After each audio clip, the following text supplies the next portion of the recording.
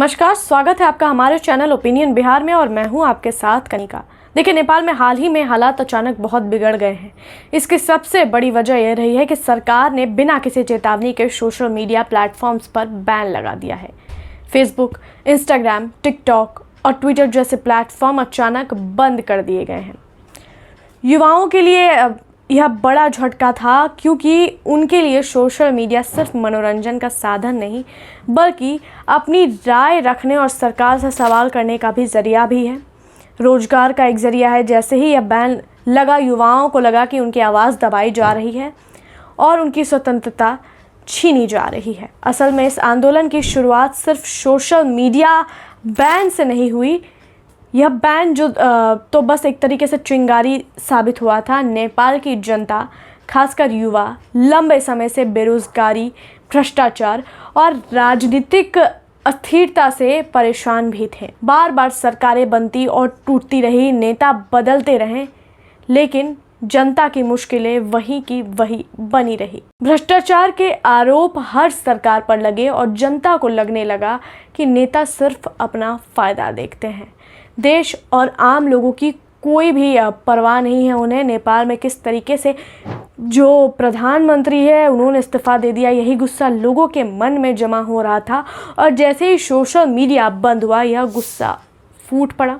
शुरुआत से बताते हैं कहानी क्या। शुरुआत में युवाओं ने शांतिपूर्ण तरीके से प्रदर्शन किया। वे सड़कों पर उतरे, नारे लगाए और सिर्फ यही मांग रखी थी कि सोशल मीडिया पर लगाया गया बैन हटाया जाए, चूँकि वो रोज़गार का भी एक तरीके से जरिया है। लेकिन जब पुलिस ने लाठीचार्ज और आंसू गैस का इस्तेमाल किया तो हालात बिगड़ने लगे। प्रदर्शनकारियों ने उन लोगों में गुस्सा बढ़ गया और देखते ही देखते आंदोलन हिंसक हो गया।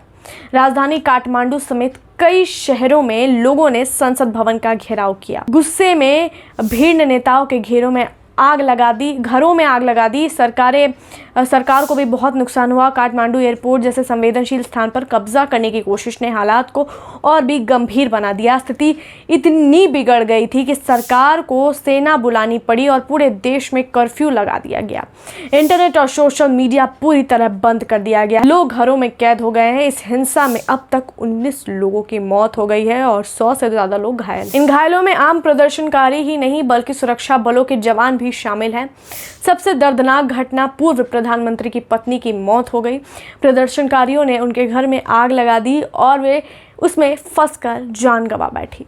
इस खबर ने पूरे नेपाल को हिला डाला है। हालात काबू से बाहर होते देख प्रधानमंत्री केपी शर्मा ओली ने इस्तीफा दे दिया। जैसे कि मैंने बताया, उन्होंने खुद माना कि वे जनता का भरोसा जीतने में नाकाम रहे और स्थिति संभाल नहीं पाए। उनका इस्तीफा साफ दिखाता है कि आंदोलन कितना व्यापक और ताकतवर था और सभी लोगों ने एक तरीके से हार मान ली है। अगर नेपाल के इतिहास पर नज़र डालें तो यह देश लंबे समय से राजनीतिक स्थिरता से जूझ रहा है।